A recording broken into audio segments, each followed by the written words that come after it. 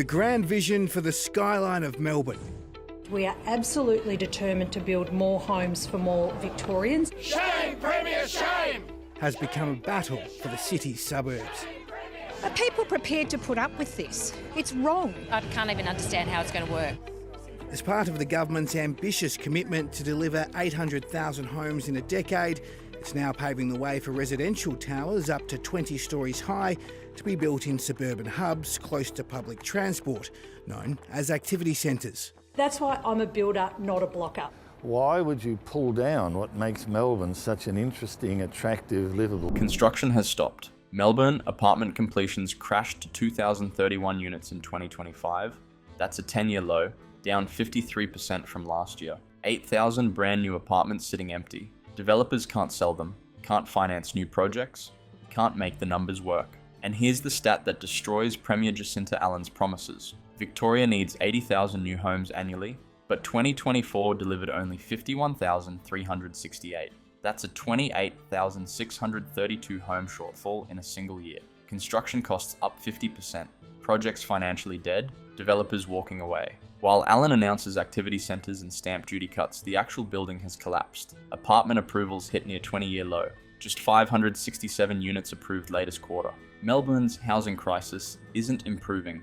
It's in complete freefall. Allen's 80,000 home target collapses. September 2023. Allen unveiled Victoria's housing statement. Set ambitious goal, 80,000 new homes annually from 2024 to 2034. Total 800,000 homes over decade. Material proportion would be apartments. Government promised to unlock land, develop precincts, streamline pathways, create 60 activity centres around train stations, allow up to 16-storey buildings. Reality check. 2024 saw only 51,368 new homes built. 28,632 home shortfall against 80,000 target. That's 36% failure rate. Year 1. Number of dwellings under construction across Victoria fell to 68,100, down 6% from previous year. Apartment approvals hit near 20-year low, just 567 units approved latest quarter. Townhome approvals sluggish at 2,035 units. Decade low levels. Charter Keck Kramer estimates current demand for build-to-sell and build-to-rent apartments in Melbourne is 15,000 to 18,000 new apartments yearly. Current supply nowhere near these levels. BTR projected to provide over 50% of limited supply over next 4 years. Most large-scale residential developments now focused on BTR, backed by offshore institutions, don't require pre-sales. Build-to-sell market dead. Developers can't pre-sell units to investors or owner-occupiers. Could take years in current market. Would increase costs, jeopardize viability, so projects halted, cancelled, postponed indefinitely. The 10-year supply collapse. JLL reported inner Melbourne apartment completions projected at 10-year low. Year to date, 846 completions, further 1,185 expected by year end. Total 2,031 units, down 53% from 2024's 4,246 units. This compares to over 7,000 apartments annually from 2016 to 2021. Supply likely falling further in 2025 and 2026. CBRE cut roughly 50,000 apartments from supply forecast since 2023. CBRE's Pacific Head of Research, Samir Chopra. What we're seeing is delays. Supply over 2026 and 2027 reflects continuing challenges in feasibility. Rising construction costs and elevated interest rates main culprits. Price is not right. Property Council research shows Melbourne completions at historic lows. Sydney commencements around half long-term average. Brisbane projected to deliver less than 40% of 15-year average over next 4 years. Brisbane faces costs almost 50% higher than Melbourne. The 50% cost explosion. Deal Corp director David Kobritz revealed construction costs up 50% over past few years. Rendered original build-to-sell projects financially unviable. Trying to sell apartments to investors or owner-occupiers could take years. Increase costs further. Jeopardize viability. Melbourne's apartment market unique. Number of new BTR developments in pipeline overtaken traditional build-to-sell to rising costs and flat sales. Charter Keck Kramer research shows new apartments in 2025 need pricing approximately 30% higher than 2020. Taxes and charges now comprise 30 to 40% of total expense. Apartment construction costs rose 1.2% latest quarter. First annual growth increase since June 2024. NSW, Victoria, Queensland made notable contributions. Skilled labour shortages, scheduled wage rises, rising project management costs, elevated insolvency rates, extended completion times, builders factoring higher risk margins, the couple trapped by Alan's broken promises. Jake and Amy bought off the plan in 2021.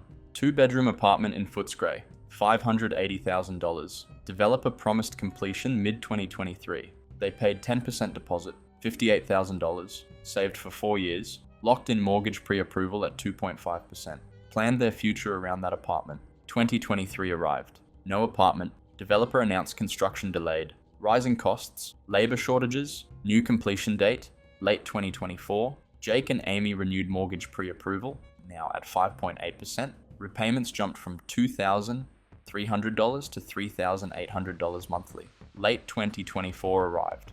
Developer announced project cancelled. Construction costs up 50%, can't make feasibility work. Refunding deposits. Jake and Amy got their $58,000 back, but market moved. Identical apartments now $480,000 due to price crash. Sounds good, except they can't get financing. Interest rates at 6.8%. Banks won't approve them at current rates and prices. They're trapped. Can't buy existing apartment because financing too expensive. Can't buy new apartment because project's cancelled. Stuck renting, paying $2,400 monthly. Lost 4 years, lost opportunity. While Alan announces housing targets, Jake and Amy lost their dream. Billions in dead stock nobody will buy. Charterkeck Kramer highlighted 8,000 unsold apartments constructed between 2020 and 2024. Issue stems from last investor-led cycle. Apartments pre-sold before pandemic. Delivered during Melbourne's lockdowns. Lockdowns combined with movement restrictions dampened occupier demand. Since 2022, imposition of additional taxes on foreign buyers complicated dynamics. Despite obstacles, foreign investors remain attracted to brand Melbourne, but existing taxes significant deterrents. From June 2021 to June 2022, City of Melbourne offered stamp duty concessions on unsold completed apartments, led to strong uptake. Once incentives removed, demand dropped significantly. Shows effectiveness of targeted measures, as long as existing unsold stock suppresses demand, challenging to introduce new apartments at higher prices. Developers desperate to sell existing stock to allow market recalibrate.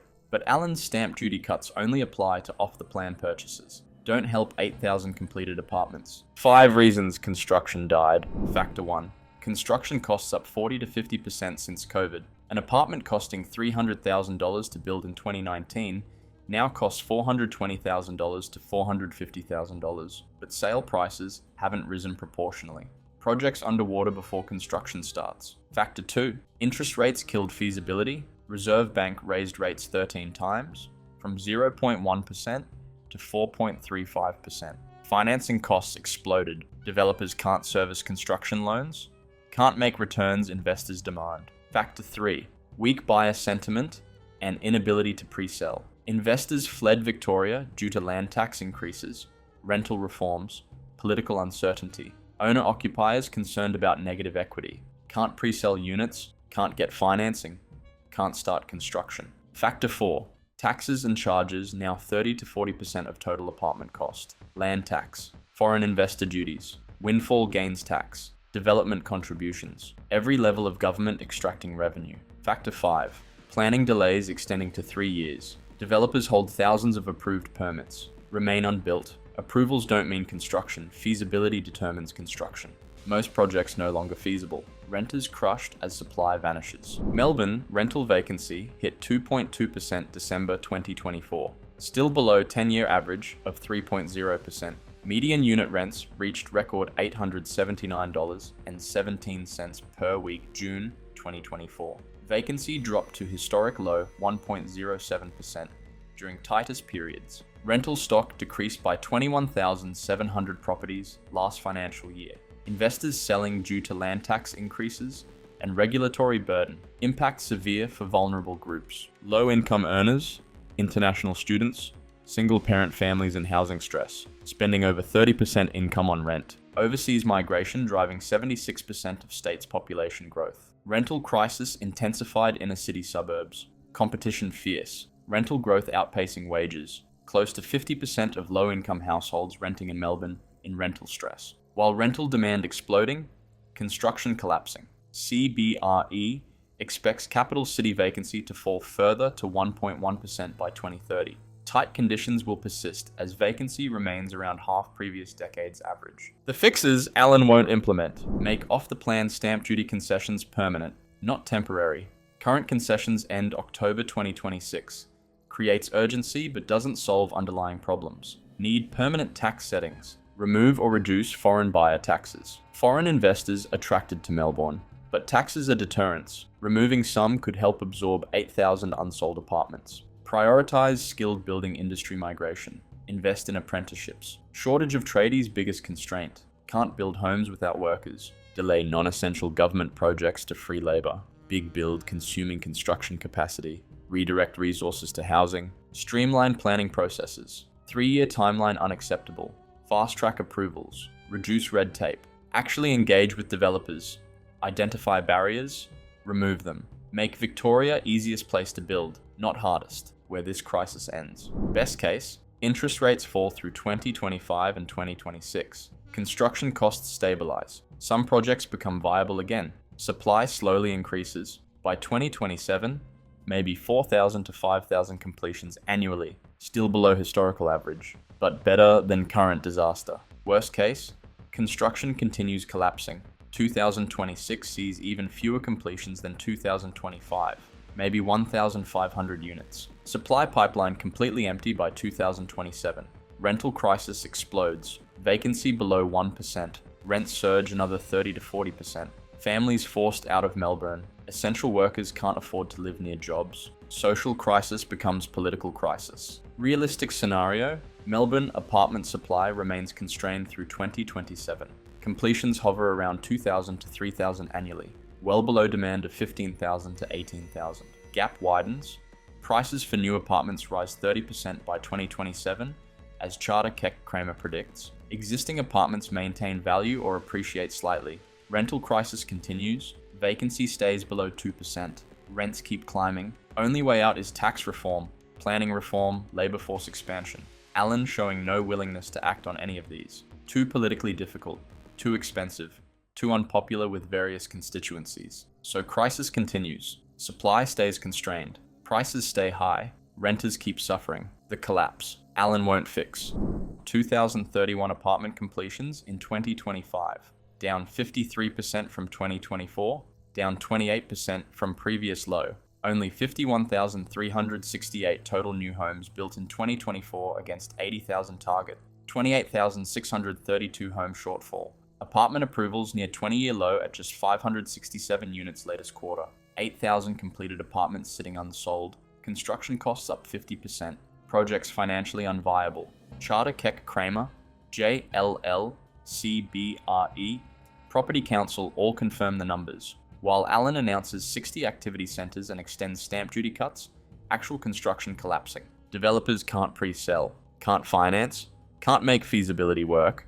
Projects halted, cancelled, postponed. Deal Corp's Ormond Station project switched from build to sell to build to rent. Only viable model. Far East Consortium and 3L Alliance pressing ahead but facing headwinds. Time and place acknowledging difficult conditions. Across Melbourne, developers holding thousands of approved permits, remaining unbuilt, because approvals don't equal construction. Feasibility determines construction. Most projects no longer feasible. This is how Premier Jacinta Allen's housing crisis turned into construction collapse. When you raise land tax, increase regulations, impose foreign buyer charges, planning delays, you don't get more housing, you get less. When construction costs rise 50% and you do nothing to help developers, projects stop. When you promise 80,000 homes and deliver 51,368, that's not falling short. That's complete failure. Allen's 800,000 homes by 2034, already impossible. More projects will halt, more developers will walk away, more Victorians will suffer. Hit subscribe to see what happens next.